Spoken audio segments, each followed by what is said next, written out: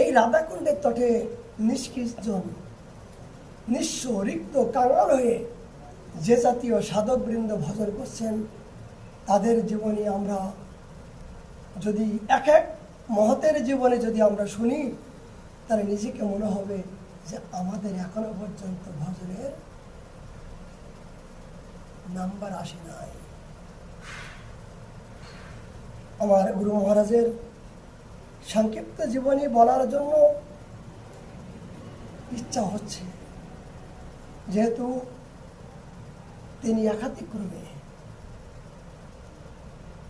অখণ্ড 70 বছর এই রাধাকুণ্ডের তটে তার ব্রজবাস, আজীবন ব্রহ্মচারী, কোন মেয়ে লোকের তার স্পর্শ জীবন আসে না। হ্যাঁ, তার বিবাহ হওয়ার জন্য, বিবাহ করার জন্য মনে এসেছিলেন একবার। তিনি যখন ধর্মনগরে ছিলেন, ধর্মনগরে থাকার পরে তার বাড়ির পাশে তার প্রতিবেশীর বাড়িতে একজন মেয়ে ছিলেন, একটা মেয়ে ছিলেন। তার বাড়িতে যাওয়া আসা করতেন।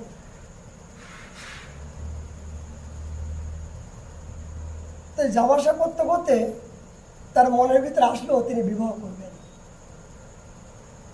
এমনকি বিবাহ করার জন্য প্রস্তাবও দিয়েছিলেন। এই প্রস্তাব দেওয়ার পরে তার একমাত্র হারাধন নামে একজন বন্ধু ছিলেন। হারাধন নামে একজন পরম বন্ধু ছিলেন, বাল্যবন্ধু। আচ্ছা, জগতে তো আমাদের অনেক বন্ধু আছে না, কিন্তু এই বন্ধুগুলো কি? এই জড়জগতের যে বন্ধুগুলো আছে, তারা আমার কাছ থেকে নেওয়ার জন্য বন্ধুত্ব করছে। কি? স্বার্থ উদ্ধার করার জন্য, নিজের স্বার্থ উদ্ধার করার জন্য আমার সাথে কত বন্ধু বানাচ্ছেন, কত বন্ধু তৈরি করছেন। চাওয়া পাওয়ার জন্য জগতে সবাই বন্ধু। যতক্ষণ পর্যন্ত আপনার থাকবে, ততক্ষণ কত বন্ধু এসে আপনার পাশে ঘুরঘুর করবে। যখন থাকবে না, তখন কোনো বন্ধু পাওয়া যাবে না।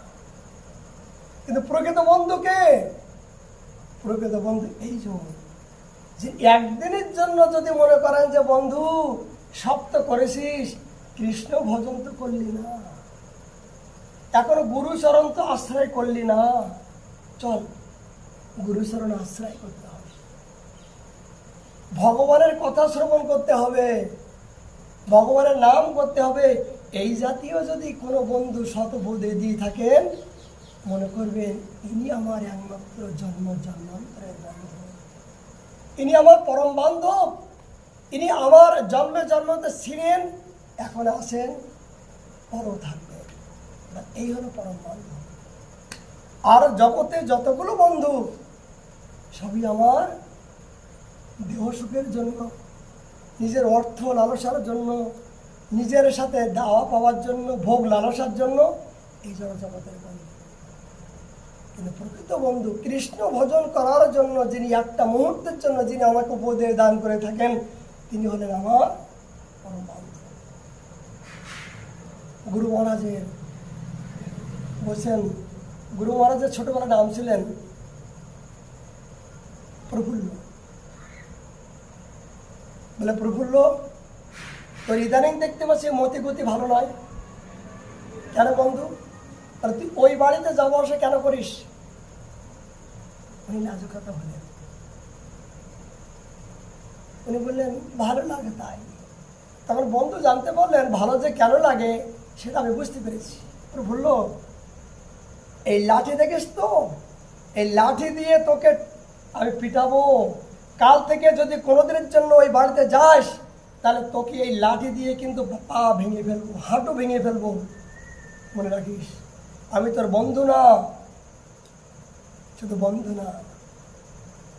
উনি ভয় পেয়ে গেলেন, উনি ভয় পেয়ে গেলেন। নিজের বিবেক রূপী দংশন করলেন। বন্ধু তো এই জাতীয় কথা বলেন না, আমাকে পিটাবার জন্য কথা বলছেন, মারার জন্য অগ্রসর হয়েছেন, নিশ্চয়ই এর ভিতরে কোনো কিছু কিন্তু আছে। তখন চিন্তা করলেন ওই বাড়িতে যে আমি যাওয়া আসা করি, ওই বাড়িতে একটা মেয়ের সাথে যে আমার বিবাহ করার জন্য মনে মনে ইচ্ছা হয়েছে, বন্ধু জানতে পেরেছেন ভিতরে ভিতরে, এই জন্য আমাকে তিনি শাসন করতে যাচ্ছেন। তার ভিতরে এই বাতি জ্বলে গেল। সেখান থেকে প্রতিজ্ঞা করলেন, আমার বন্ধু যদি আমার মঙ্গল চেয়ে থাকে আমি আর যাব না।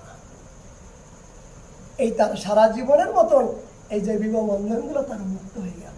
যাতরতে এইটাই, যদিও তার ভোগ ছিল, কিন্তু পরম বন্ধুর মাধ্যম দিয়ে, এই কথার মাধ্যম দিয়ে তার জীবনের একটা ভোগ বাসনা চলে গেল।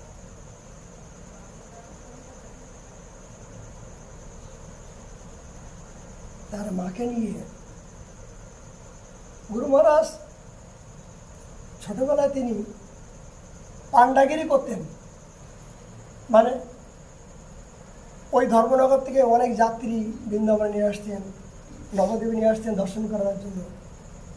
এই দর্শন করে আবার নিয়ে যেতেন। এই যাওয়া আসা করতে, এমনকি বাংলাদেশ থেকেও যাত্রী নিয়ে যাওয়া নিয়ে আসা করতেন, দর্শন করাতেন। এই দর্শন করাতে করাতে বৃন্দাবনের প্রতি তার একটা ভালোবাসা প্রীতি চলে গেল। অনেক তার ইতিহাস, জন্ম পরিচয়, এইটা হলো তার এই জীবন চরিত দেখা আসছে। 70-75টা 1 বছর ধরে তার মুখের থেকে যেগুলো শ্রবণ করেছি, যেগুলো তিনি নিজের জীবনের কথা কোনোদিন বলতে চান নাই,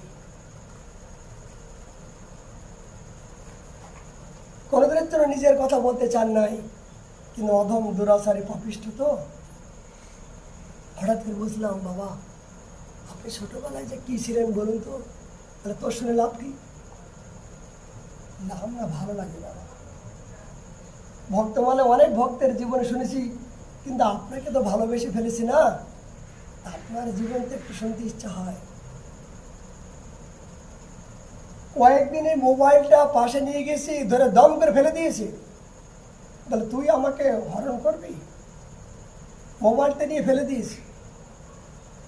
এবার মোবাইলটা নিয়ে আবার বগলটাকে এরকম করে, আর দেবো না, আর দেবো না বাবা, বাবা আর করবো না, আর করবো না, কান ধরছি, আর করবো না, আর করবো না, আর দেবো না। শিশুর মতন তার ভাবনা, শিশুর মতন তার আদর্শ।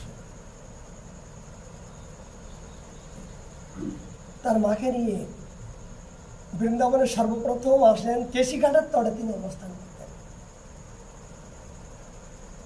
এই কেশিঘাটে তার অলৌকিক দিব্যলীলা এটা শ্রবণ করুন। এগুলো হয়তো আমরা জানি না, কোনোদিন জানতেও পারবো না। এইসব মহামানবের আমরা আমাদের চোখের সামনে তাদেরকে দর্শন করার মতন এখন আমাদের সৌভাগ্য হয়েছে বা হচ্ছে। এইসব মহামানব আমরা চিনতে পারছি না। এনাদের জীবন কাহিনী, অলৌকিক জীবন যদি শোনা হয়, তখন বুঝতে পারবো যে হ্যাঁ এরা কি ছিলেন। যতক্ষণ আমাদের দাঁত আছে না, ততক্ষণ দাঁতের মর্যাদা আমরা দিতে পারবো না।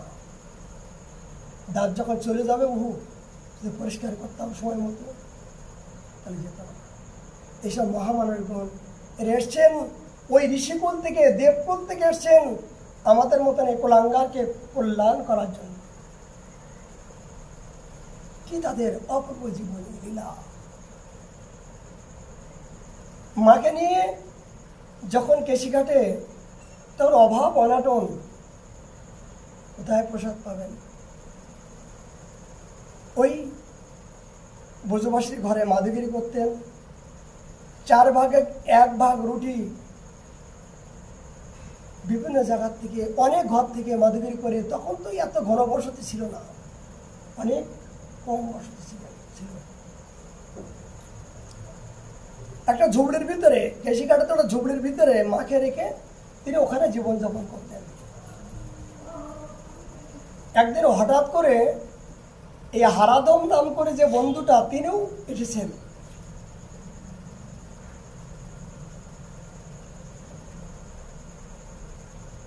এই বন্ধুটার হঠাৎ করে পাতলা পায়খানা হলো, খুব পাতলা পায়। তখন তো এত ডাক্তার ছিল না, এত ওষুধের ব্যবস্থা ছিল না, মনে করলে ডাক্তার পাবে। 10 থেকে 15 দিন তিনি পাতলা পায়খানা করে শরীর ক্ষীণ হয়ে গেছে। গুরু মহারাজের সাথে এত সখ্য ভাব, এত প্রীতি।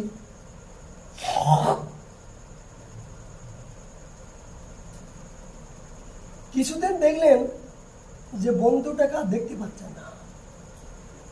তিনি জানেন যে পাতলা পায়খানা করে তার শরীর ক্ষীণ হয়ে গেছেন, কিন্তু হঠাৎ করে 2-5 দিন তাকে আর দেখতে পাচ্ছেন না, কোথায় গেলেন। তিনি ওই যমুনার কিনারা দিয়ে চিন্তা করছেন, ও বন্ধুরা কোথায় গেলেন, বন্ধুরা কোথায় গেলেন।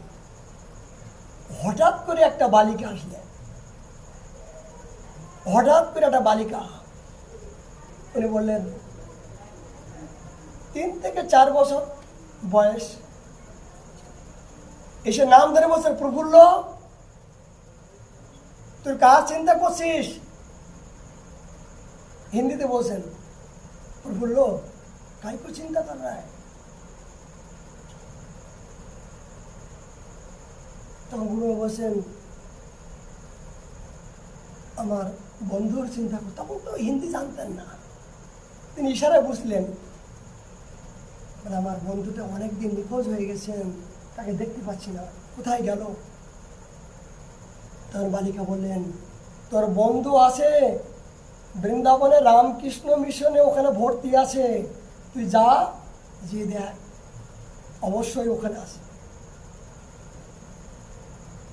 আমার গায়ে কারা শিখে দিচ্ছে। তখন এই কথা শ্রবণ করা মাত্রে তিনি পাগলের মতো উন্মত্ত হয়ে ছুটছেন, বন্ধু তোমার কৃপায় তো আমি বৃন্দাবনে আসলাম, আর তুমি কোথায় গেছো। ছুটতে ছুটতে কমসে কম কেশিঘাট থেকে 5 কিলোমিটার দূরত্ব রামকৃষ্ণ মিশন। এই 5 কিলোমিটার দূরত্ব তিনি দৌড়ায় সত্যি যে দেখেন যে রামকৃষ্ণ মিশনে বেডের ভিতরে শুয়ে আছেন, স্যালাইন দেওয়া। তখন তার গুরু মহারাজের চিন্তা চেতনা আসলো,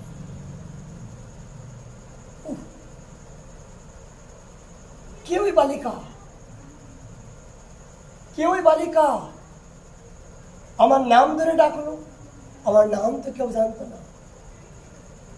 আচ্ছা নাম যদিও জানলো, কিন্তু আমি যে তার চিন্তা করছি এটাও কেমন করে জানলো। এই অনুভবগুলো তখন জাগ্রত হচ্ছে। যখন সাক্ষাৎ ভগবান প্রাপ্ত হয় তখন এই জাতীয় স্মৃতি থাকে না, এই জাতীয় জ্ঞান থাকে না। জ্ঞানগুলো ভোলাই যান মায়া দিয়ে। কেন? এগুলো থাকলে তো ধরে ফেলবে না, সেই আরাধ্য দেবকে ধরে ফেলবে, চিনতে পারবে, চিনতে দেন না।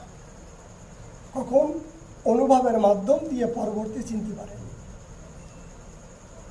তিনি বলেন, আমার যে বন্ধুর জন্য আমি চিন্তা করছি উনি কেমন করে জানলেন, আর উনি যে এখানে আসেন সেটাও তো আমি জানি না। তো উনি বললেন বলে তো আমি আসলাম, তার সাথে দেখা হলো।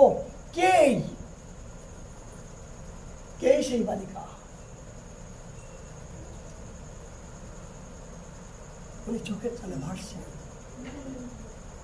যা আমি শুনেছি বৃন্দাবনে নাকি রাধারানী বিভিন্ন কিশোরী রূপ ধারণ করে বিচরণ করেন। তারে কি আমার রাধারানী এসেছেন? তাহলে আমার সে আরাধ্য দেবতা এসেছেন। এই আরাধ্য দেবতা ছাড়া তো এ জাতীয় কেউ দিক নির্দেশন কেউ করতে পারেন নয়।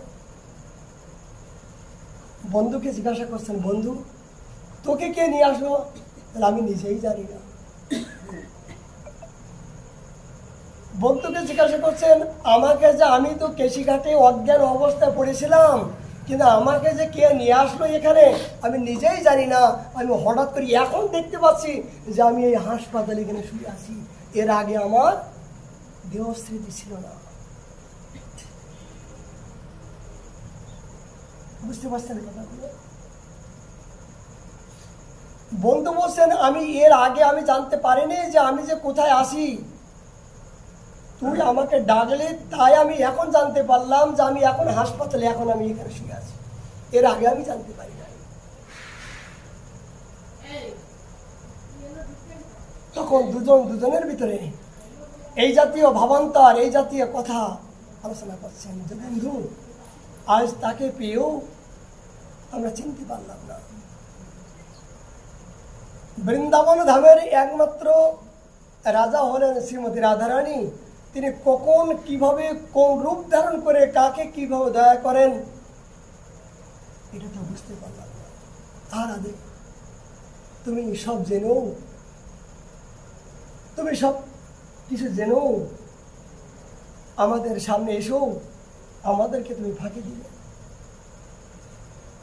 তোমার দয়া। তখন গুরু মহারাজ খুব ব্যথিত।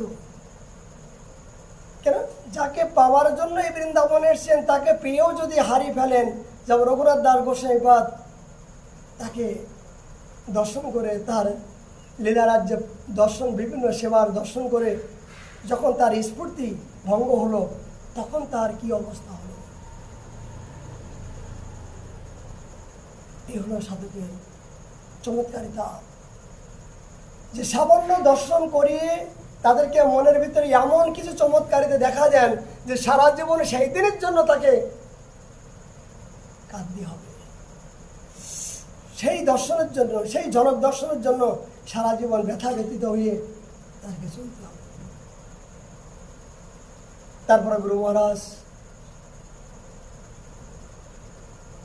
ওই রামকৃষ্ণ মিশন থেকে কিছুদিন চিকিৎসা হওয়ার পরে মাদকেরই করতেন। গুরু মহারাজ জীবনে বহুত কষ্ট, অনেক কষ্ট করেছে। তার জীবনচরিত এত কষ্ট যে রাধাকুণ্ডের তটে যখন এসছেন তখন তার মাকে দিয়ে কি কাজ করাবেন এবং তিনি কি কোথায় খাবেন এটাও তো চিন্তা ছিল না। বৃন্দাবনে যখন আসবেন তখন প্রভাত, তার গুরু মহারাজ মদন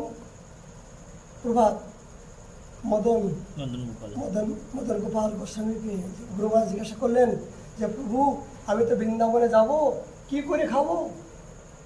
তো বলছেন, কেন? মালা তিলক বিক্রি করবি, মালা তিলক বিক্রি করে তুই বৃন্দাবনে বাস করবি।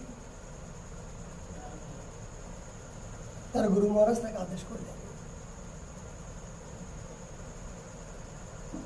এই যখন এই রাধাকুণ্ডের তটে আসলেন তখন চিন্তা করলেন যে আমি কোথায় মাকে রাখবো আর কোথায় প্রসাদ পাবো। তখন অভাব এত ছিল।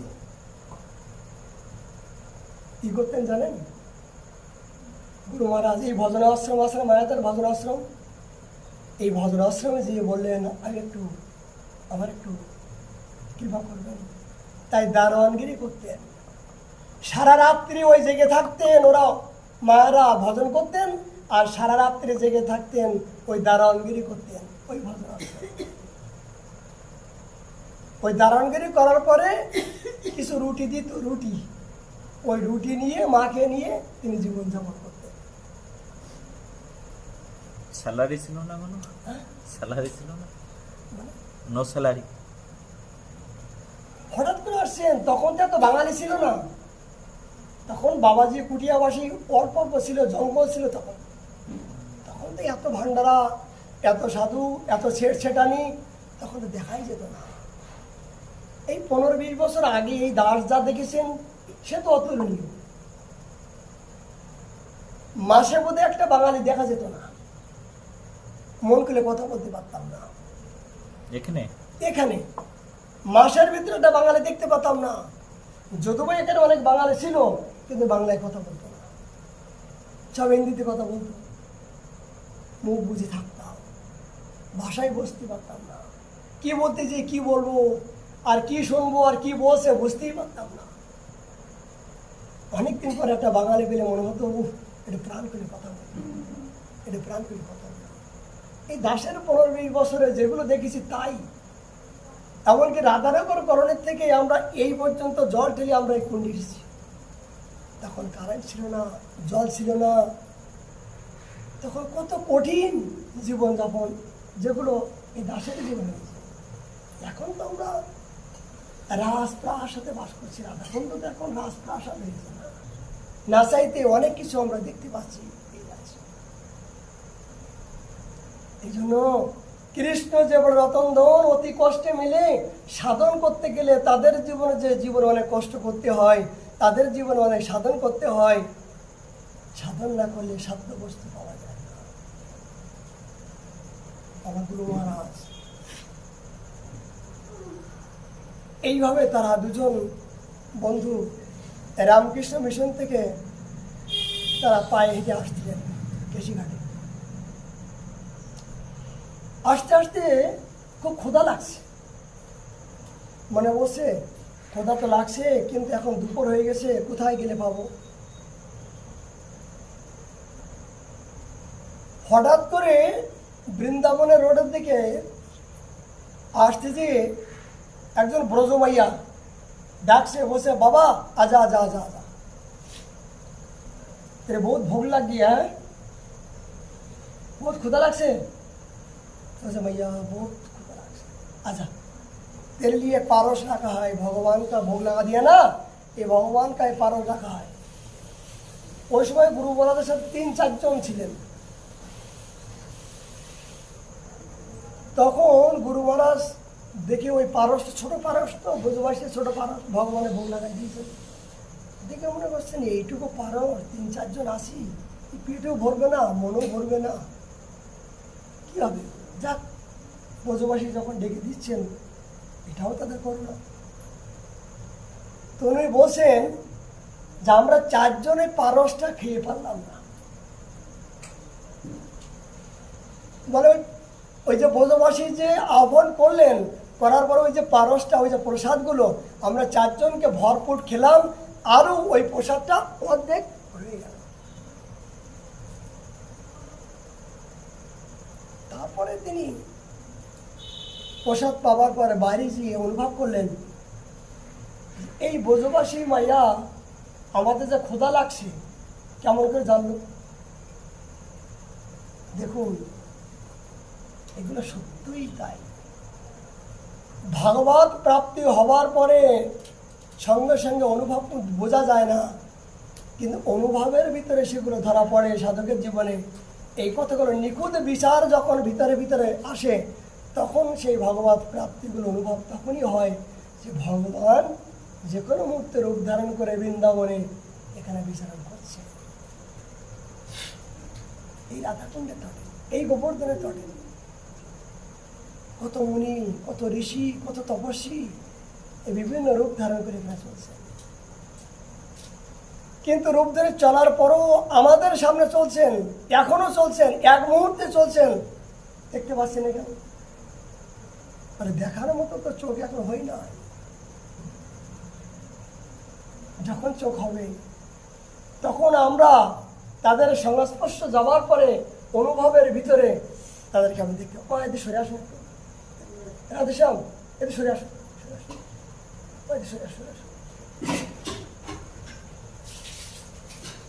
এই করতে করতে গুরু মহারাজ তিনি কেশিঘাটে তিনি অনেক প্রকার লীলা করেছেন। তার জীবন কাহিনী বৃহৎ আকারে তৈরি হচ্ছে এবং তার বিভিন্ন প্রকার বিধিলিপিও, তার জীবনে ভজন প্রকার বিধিলিপিও তিনি যেভাবে আজ্ঞা করেছেন, সেই আজ্ঞাগুলো এই কেশিঘাটে উদয় ভানু নাম করে একজন ব্রজবাসী ছিলেন। উদয় ভানু একজন ব্রজবাসী, তার পায়ে একটা চিহ্ন ছিলেন, যেমন ভগবানের চরণে শঙ্খ চক্র গদা পড়তে থাকে না, তার চরণে একটা শঙ্খের চিহ্ন ছিল। এবং সমস্ত ব্রজবাসীগণ কোনো কিছু ব্যাধি হলে তার পা ধুয়ে জল খেলে তার ব্যাধি ভালো হতো।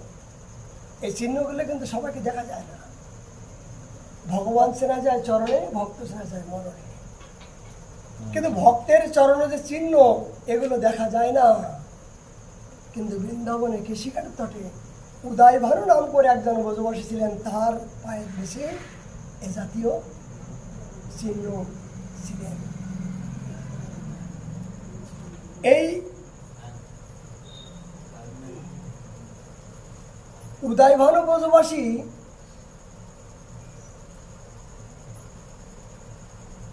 গুরু মহারাজকে খুব শ্রদ্ধা করতেন।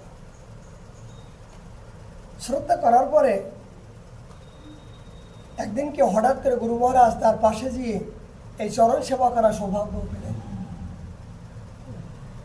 তখন ব্রজবাসী বললেন, রে প্রফুল্ল, তুই যে আমার সেবা করলি, তোকে আমি কি দেব? বলে, বাবা আমি তো কিছুই চাই না, আমি যেন অখণ্ড ব্রজে বাস করতে পারি। এই উদয় ভানু ব্রজবাসী গুরু মহারাজের মস্তকে এই চরণটা তুলে দিয়েছিলেন। রাধে রাধে। এই চরণ চিহ্নিত চরণ, বলে আমি তোকে আর কি দেবো, দেবার কিছু নাই, আমার এই চরণের এই শক্তিগুলো আমি তোকে দান করলাম। এই উদয় ভানু ব্রজবাসী গুরু মহারাজের তার চরণ চিহ্ন মস্তকে দিয়েছিলেন। উনি অনুভব করলেন যে চরণ চিহ্নটা তিনি আমাকে যখন দিয়েছিলেন, তখন নিজেকে যেন একটা নতুন আনন্দ উপলব্ধি করলেন যে আমি যেন নতুন কিছু একটা পেয়েছি, আমি নতুন করে একটা কিছু পেয়েছি, সেটা উপলব্ধি করছিলেন। সেইটা তার মুখের কথাই আমরা বুঝতে পারলাম। এই বৃন্দাবনে দীনেশরণ বাবাজি মহারাজ, তিনি প্রভাত প্রাণগোপাল গোস্বামীপাদের হাতে গড়া একজন বিশেষ পাঠক, বিশেষ পণ্ডিত।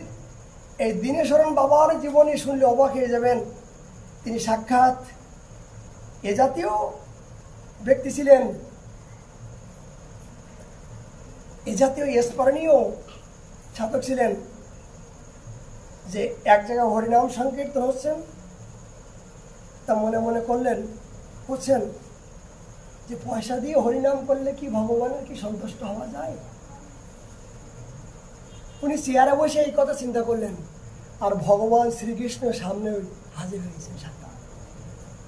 সাক্ষাৎ ভগবান এসে বলছে, দীনেশরণ, আমার নামকে তুই ছোট করেছিস, সে পয়সা দিয়ে হলেও সে নাম, আমার নাম আমাকে শ্রবণ করাচ্ছে, তোর এখনো দুর্বুদ্ধি গেল না? ভগবান শ্রীকৃষ্ণ তার সামনে এসে এ জাতীয় তার উপদেশ দিয়ে তিনি চলে গেলেন। সেই জাতীয় সাধক হলেন এই দীনেশরণ বাবাজি মহারাজ। তার অনেক জীবন ইতিহাস এই দীনেশরণ বাবাজি মহারাজের অঙ্গ সেবক হয়ে আমার গুরু মহারাজ সেবা করার সৌভাগ্য পেলেন। তখন তো তিনি বেশ নেননি, বাবাজি হননি।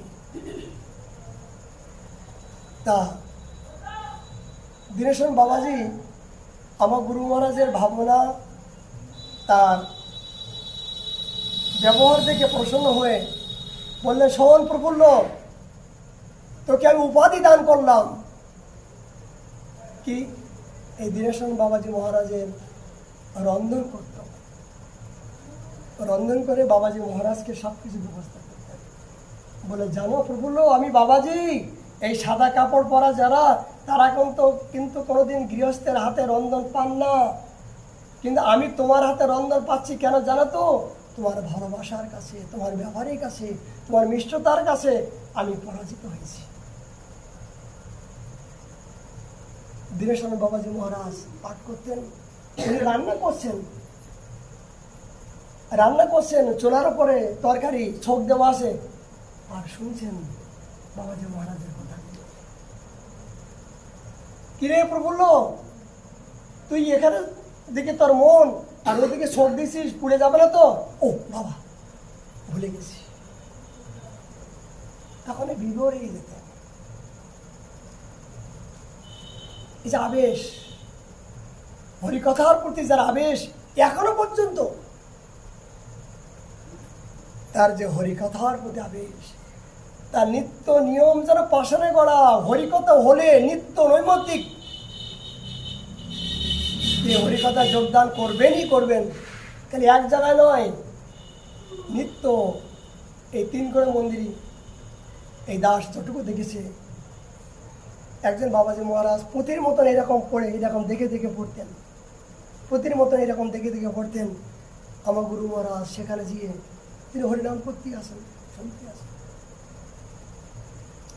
আমি একদিন বলছি, বাবা উনি পুঁথির মতন পড়ছেন।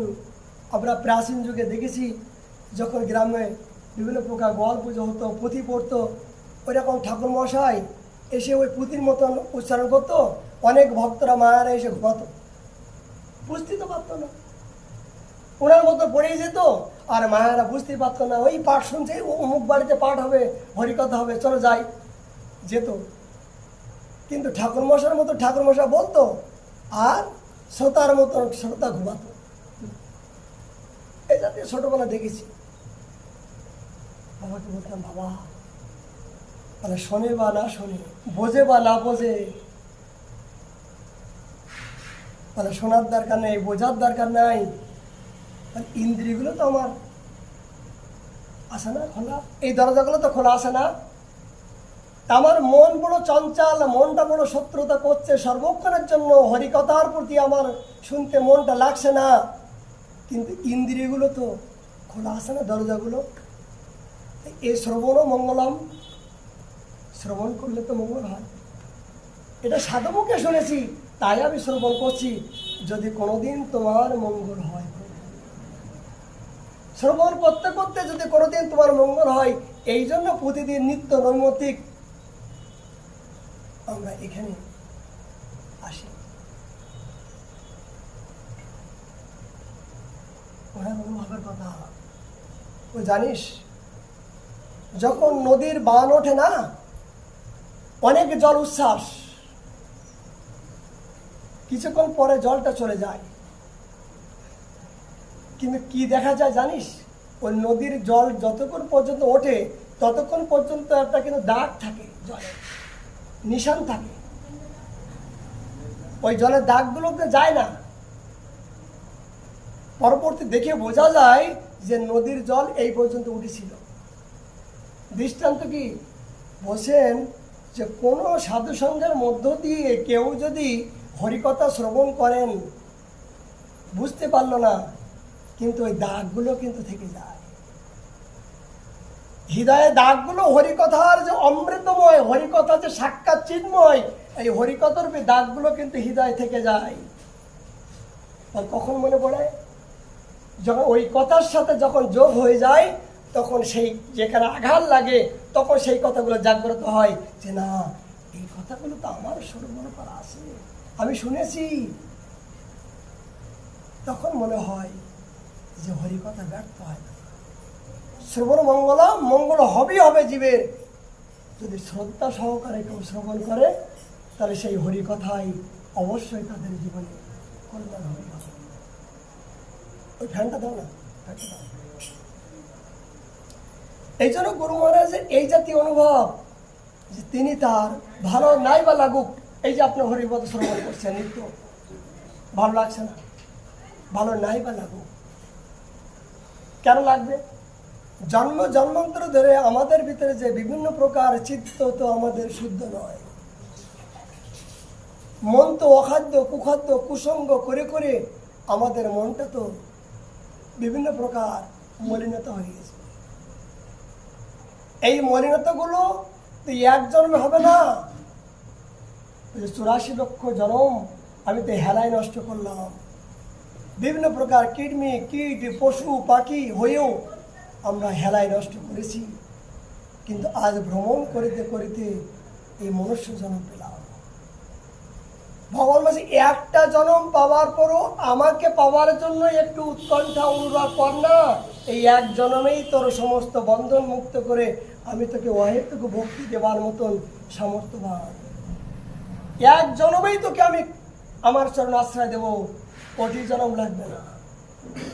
ঐকান্তিক ভাবে গুরুচরণে কারোর বিশ্বাস থাকে, ঐকান্তিক ভাবে সাধুকে যদি কেউ বিশ্বাস করে, মানে এই বিশ্বাসই ধর্ম, এই বিশ্বাস করা মাত্রই আমি তার কাছে পরাজিত হয়ে যাব। এই জন্য তিনি এইভাবে সেই হরিকথা শ্রবণ করতে করতে দীনেশানন্দ বাবাজি মহারাজ বলে, প্রফুল্ল তোকে আমি কি দেব? এটা উপাধি তো দিতে হয়, তুই যেখানে যাবি বলবি আমি দীনেশরণ বাবাজি মহারাজের সেবক, আমি দীনেশরণ বাবাজি মহারাজের অঙ্গ সেবক, এই ডিগ্রিটা তোকে দিলাম। যা কোনোদিন কাউকে আমি এই জাতীয় কৃত করি না। এই দীনেশরণ বাবাজি মহারাজ এই রাধাকুণ্ডের পরবর্তী সময় তিনি ভজন করেছিলেন, তার নিজে হাতে গ্রন্থ অনেক আমাদের বিভিন্ন পদাবলী গ্রন্থ দিয়ে আসেন। তার স্মরণীয় ভক্তির যে কত বড় গভীরতা তিনি নিজে আচরণ করে জগৎকে শিক্ষা দিয়েছেন। এই বাবাজি মহারাজের অঙ্গসেবক হিসেবে তিনি শুরু করেছিলেন। কিছুদিন পরে তিনি মনে করলেন, মাকে নিয়ে তো আমি ধর্মনগরে যাব, তা এখান থেকে কিছু ময়ূরের পাখা আমি ধর্মনগরে নিয়ে যাব। ময়ূরের পাখা আছে না, ময়ূরের পালকগুলো কিছু আমি ধর্মনগরে নিয়ে যাব। এই চিন্তা করতে করতে ওই নিধুবনের পাশ দিয়ে একটা ছোট গলুই আছে, ওই গলুই দিয়ে ভিতরে দিয়ে চলছে। এই কথাগুলো কিন্তু আমার কথা নয়, তার মুখের কথা। তা বলছেন, আমি যখন গলুর ভিতরে গেছি, দুইজন ছোট ছোট বালক আসলো, এসে ওই ময়ূরের পাখা হাতে করে নিয়ে আসলো। এসে বলছে, বাবা क्या चिंतन कर रहा है, तुम्हारे घर पे जाएगा, ले जाओ, इल्लो এই ময়ূরী পাখা তোমার জন্য নিয়ে এসেছি, তুমি নাও। দুজন বালক 3-4 বছর বয়স এই ময়ূরী পাখাটা নিয়ে বাবাকে দিলেন। বাবা তখন মনে নাই, কিছু বুঝতেই পারছেন না, উনি নিলেন। একজন বালক দিল, বাচ্চা যেমন সবাইকে দেয়, তিনি বাচ্চার কাছ থেকে হাত থেকে নিলেন। কিছু দূর যাওয়ার পরে দেখলেন যে পিছনে তাকিয়ে দেখলেন যে সেই দুটো বালক আর নাই। কিছু দূর যে দেখলেন যে সেই ছোট দুটো বালক আর নাই। এই 2-4 পা যেয়ে দেখলেন, 2-4 পা, বেশি দূর নয়, 2-4 পা যেয়ে দেখলেন যে পিছনে 2 বালক নাই। তখন তার একটা ভিতরে আগুন জ্বলে উঠল। দেখুন, এটা অনুভব। আমি যে ধর্মনগরে এই ময়ূরের পাখা নিয়ে যাওয়ার জন্য আমি চেষ্টা করেছি, চিন্তা করেছি, এই দুটো বালক কেমন করে জানলো? এই দুটো বালক কেমন করে জানলো যে আমি ময়ূরের পাখা চিন্তা করলাম? এবং চিন্তা করার সঙ্গে সঙ্গে চিন্তামণি ধাম, চিন্তা করার সাথে সাথে ওই ময়ূরের পাখাগুলো হাতে নিয়ে বসেন। এই ময়ূরী পাখা তো আমি ধর্মনগরে নিয়ে যাওয়ার জন্য আমি চিন্তা করছিলাম, কিন্তু এই বালক কেমন করে জানলো যে আমার ময়ূরী পাখার দরকার?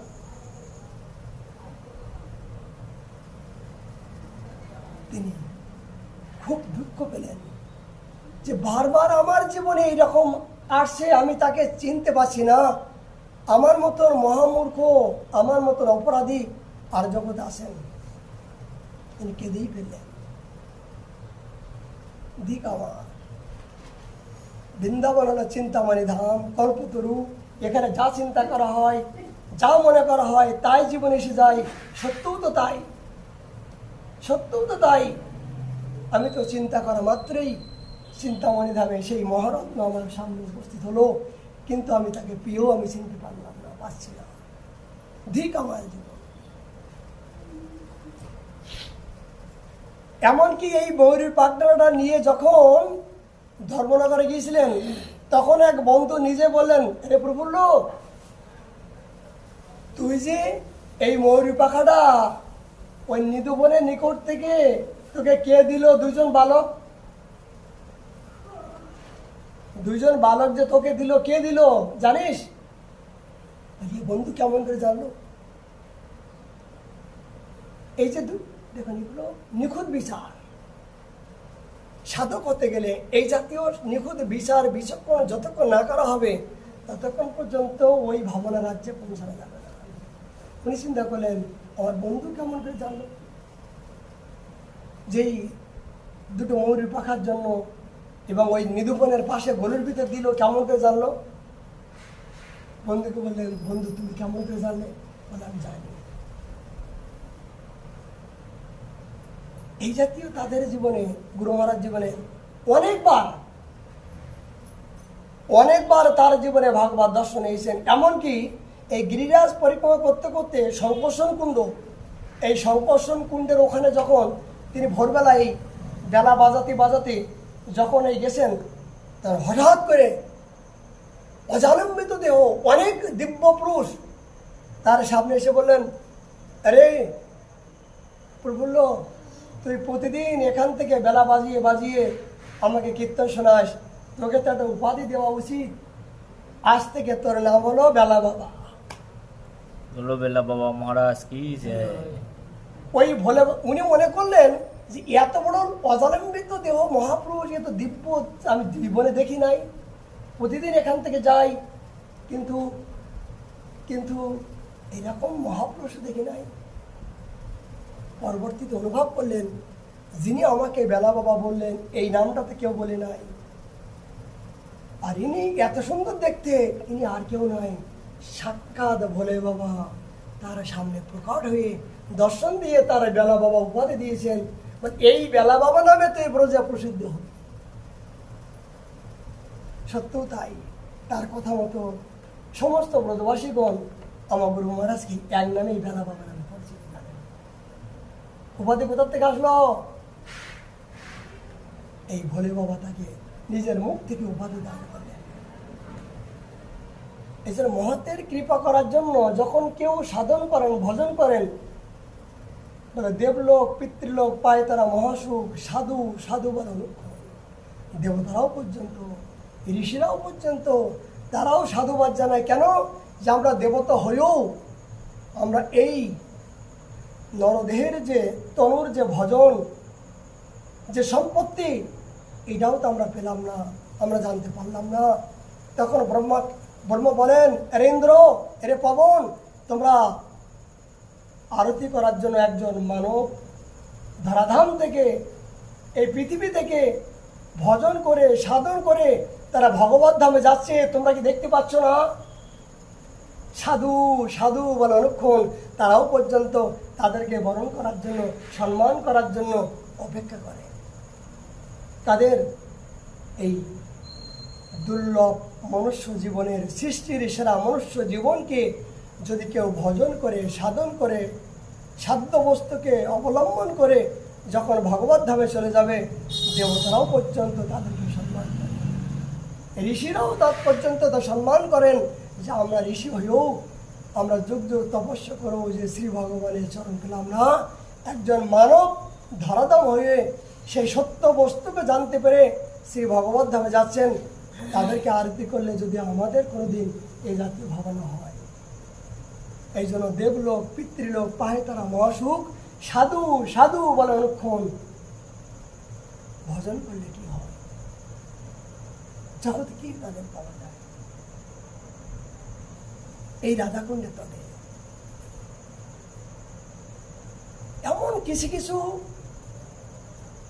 ভজনন্দী আছেন এখনো পর্যন্ত, যাদের ইশারায় ধাম পবিত্রতা, যাদের ইশারায় এখনো পর্যন্ত ধামের মহিমা। কি জন্য ধামের মহিমা কোথার থেকে প্রকট হয়?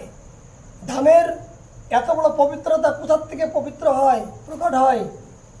মানে যেখানে সাধন আছেন, যেখানে ভজন আছেন, সেই ভজনের প্রভাবে সে স্থানের এত পবিত্রতা হয়। এই বাস্তব জীবনের কথা বলছি। যখন রাধাকুণ্ডে আমাদের শ্রদ্ধেয় পূজনীয় আনন্দের বাবাজি মহারাজ, সে নন্দলাল পণ্ডিত আদি যখন ছিলেন, তখন রাধাকুণ্ডে একটা পাওয়ার ছিল। রাধাকুণ্ডে যখন আমরা দেখতাম, যখন মা জাহ্নবী মাতার উৎসব হতো, তখন মহন্ত মহারাজ যখন বসে থাকতেন, তখন কোনো ব্যক্তি মাথা উঁচু করে যাবার মতো সাহস হতো না। মাথা নিচু করে, তাদের প্রভাব, ভজনের প্রভাব, তাদের যে সারা জীবন ভজন করেছেন, তাদের সামনে মাথা উঁচু করে কথা তো দূরের কথা, মাথা উঁচু করে যাওয়ার সাহস হতো না। নন্দলাল পণ্ডিত, তাদের সামনে তিনি যারা ভজন করতেন, তারা যে মহাপুরুষ মহামানব হয়ে জগৎকে তারা কৃপা করে গেছেন, এখন বুঝতে পারছি তারা যে কোন জাতীয় সাধক ছিলেন, তাদের কত গভীরতা ছিলেন, তারা যে মহাপুরুষ ছিলেন, তারা যে জগতের কল্যাণের জন্য তারা এসেছিলেন। এই ভজনের প্রভাব তখন বুঝতে পেরেছিলাম যে রাধাকুণ্ডের যে তখন কি হয়, তখন এই জাতীয় ভান্ডার হলে তাদের সমাজের আমাদের রাধাকুণ্ডের সমাজের এত বড় কঠিন কঠোর ব্যবস্থা যে মায়েদের বাবাদের প্রসাদ না পেলে মায়েদের ঢোকার অধিকার ছিল না, থাকতো না, এত কঠোরতা ছিল।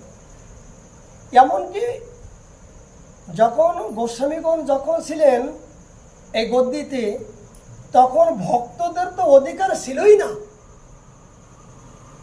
এই পাপিষ্ঠ জীব শুনেছি, তখন নিষ্কিঞ্চন কাঙাল ভক্ত তাদের প্রসাদ ছাড়া, তাদেরকে ভোজন করানো ছাড়া কোনো ভক্ত এবং মায়েদের তো স্থান ছিলই না। এত বড় কঠোর ছিল।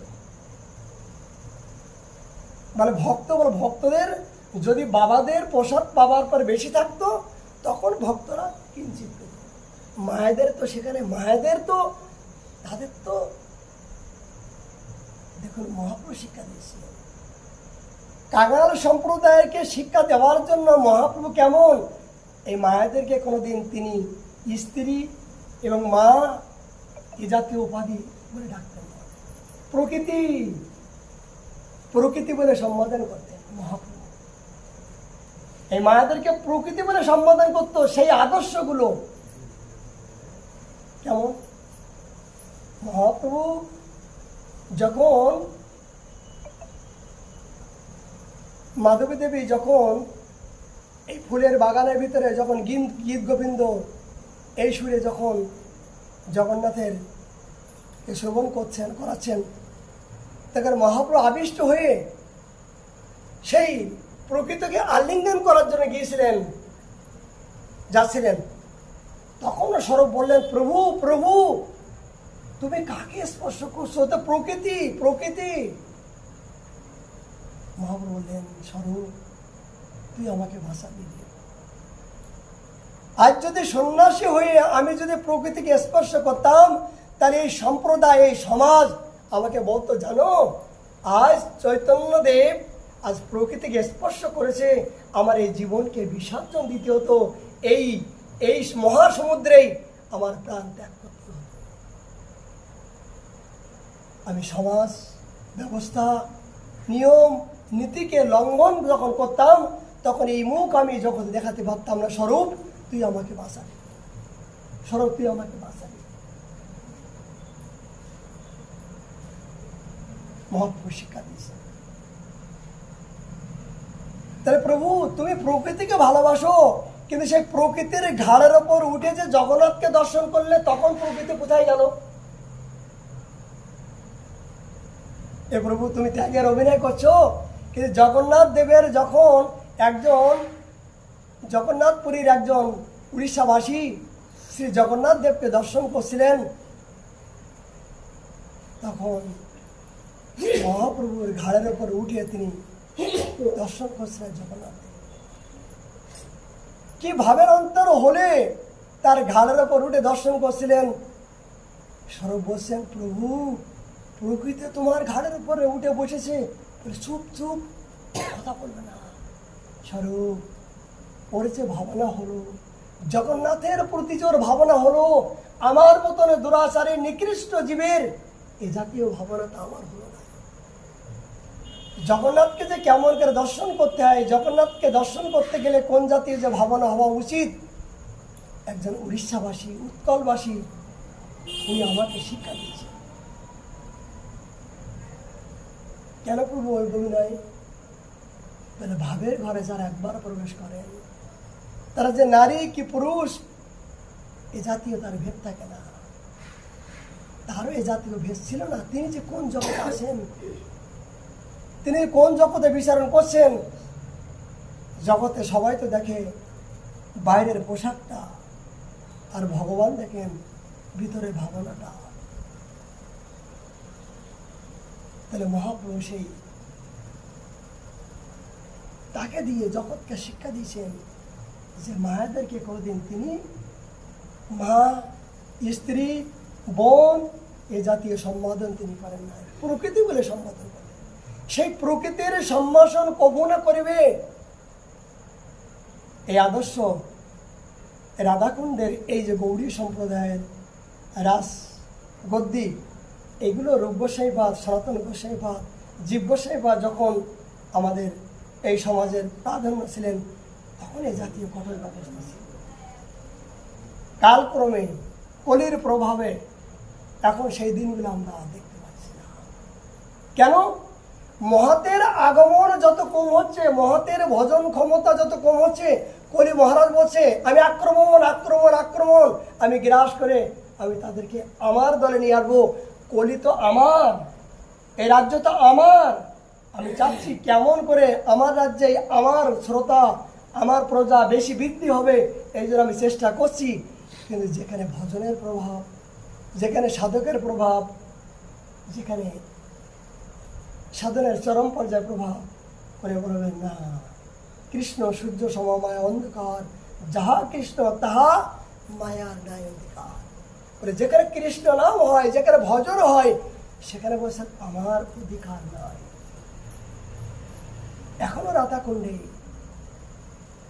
গর্ব করে বলতে হয় আমার গুরু মহারাজ আছেন বলে আমরা কিছু বুঝতে পারছি না। তাই নিত্য নৈমিত্তিক যে ভজন ক্রিয়া তিনি সারা জীবন একাধিক ক্রমে এখনো পর্যন্ত তার এই বার্ধক্য সময় হয়েও তিনি হরিনামকে আশ্রয় করে, কেমনকে আশ্রয় করতে হয় তিনি স্বয়নে আসেন, কিন্তু হরিনামের প্রতি নাম কর একটা মুহূর্তে খান্তি অব্যর্থকাল বিরক্তি মানশূন্যতা, তিনি একটা মুহূর্তকাল তার নিত্য নিয়ম এবং ব্রজের একমাত্র ভজন যে নাম আর চিন্তন, নাম আর স্মরণ। এই স্মরণটা সারা জীবনের ভজনের পরিপক্ব দশা হওয়ার পরে তখন জীবের এই স্মরণটা আসে, তার আগে নয়। যতক্ষণ পর্যন্ত কামিনী কাঞ্চন কামনা বাসনা জড়জগতের দেহসুখ জড়জগতের প্রতি আসক্ত থাকবে, ততক্ষণ পর্যন্ত এই মনটা ঐকান্তিক হবে না। বলে মনটা স্থির করা মানে কি, খুরের ওপরে যদি কোনো কিছু রাখা হয় তাহলে সেটা কিন্তু কঠিন। বলে মনটা একাত্র করা মানে খুরের ওপরে মনটা রাখা, মানে মনটা একাগ্র চিত্ত স্থিরতা যতক্ষণ পর্যন্ত না হবে ততক্ষণ পর্যন্ত আমার এই ভগবানের রূপ রূপ গুণ লীলা এই জাতীয় চিন্তনা বলে যে নাই বা আসুক, অভ্যাস এনে করতেও অভ্যাস করো। অভ্যাস করতে করতে করতে করতে করতে করতে যখন নির্মল হয়ে যাবে, যখন এই মনটা যখন ধীরে ধীরে এই বিভিন্ন প্রকার জড়জগতের শব্দ স্পর্শ রূপ রস গন্ধের প্রতি মনটা যখন দুর্বল হয়ে যাবে, হরিনাম অবিরত ধারা পান করতে করতে ঢোকে পান করতে করতে যখন চিত্ত শুদ্ধি হবে, চিত্ত নির্মল হবে, তখন এই জড়জগতের এই শত্রুগুলো আস্তে আস্তে নিস্তেজ হয়ে যাবে।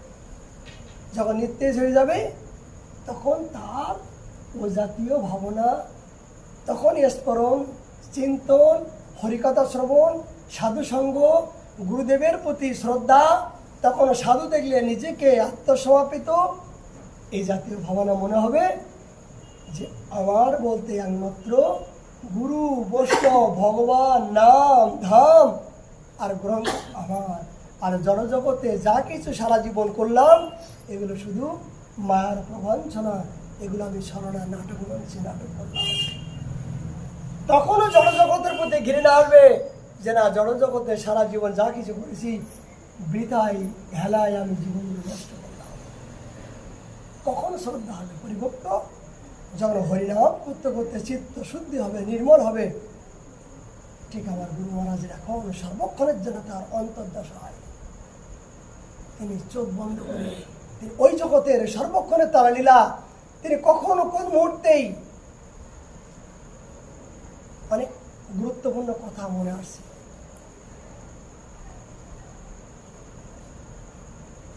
সাধকগণ সর্বক্ষণ যেখানে থাকেন কিন্তু মনটা কিন্তু যুগল চরণের সেবায় থাকে। কখনো কোন মুহূর্তে তিনি কোথায় কোন লীলা করছেন, কোন লীলার ভিতরে তিনি অবস্থান করছেন বলে কে জানে? বলে তোমার ভক্তই জানে। এখন কোথায় আছেন? এই জন্য সাধকের ঘড়ি সর্বক্ষণে তার হৃদয়ে থাকে। জড়জগতের ঘড়ির ব্যাটারি কমে গেলে ঘড়ির বন্ধ হয়ে যায়, কিন্তু সাধকের জীবনে নিত্য নিয়ম করতে করতে এখানে এমন ধরনের ঘড়ি তাদের সেটিং হয়ে গেছে, টাইম হলে তাকে বলে দেবে যে কখন কোন মুহূর্তে আমাকে কোথায় যেতে হবে, কোন ভজন করতে হবে, এবং আমার সেখানে আমি অংশগ্রহণ করব। আমি আমার শ্রী গুরুদেব করুণা করে যে স্বরূপ দান করেছেন সেই স্বরূপকে জাগ্রত করে আমি সেখানে সেই সেবায় আমি নিয়োজিত হব। সেই জন্য সাধক ব্যাকুলিত হয়, সেই স্বরূপটা জাগ্রত হবে, সেই সেবায় তিনি নিয়োজিত হন। কখন এই স্থিতিগুলো? যখন হরিনাম করতে করতে চিত্ত শুদ্ধি হতে হতে পরিপক্ত দশায় হয়ে যায়। এই পরিপক্ত দশায় হওয়ার পরে তখন সিদ্ধদের স্বরূপগুলো জাগ্রত হয়ে তখন সেই পরমানন্দ সন্ধান পায়। তার আগে হ্যাঁ চিন্তা করতে করতে, তবে প্রাথমিক ভক্তের জন্য চিন্তন আসবে। এ বিষয়ে মহাপ্রভু করুণা হলে আমরা আগামীকাল আবার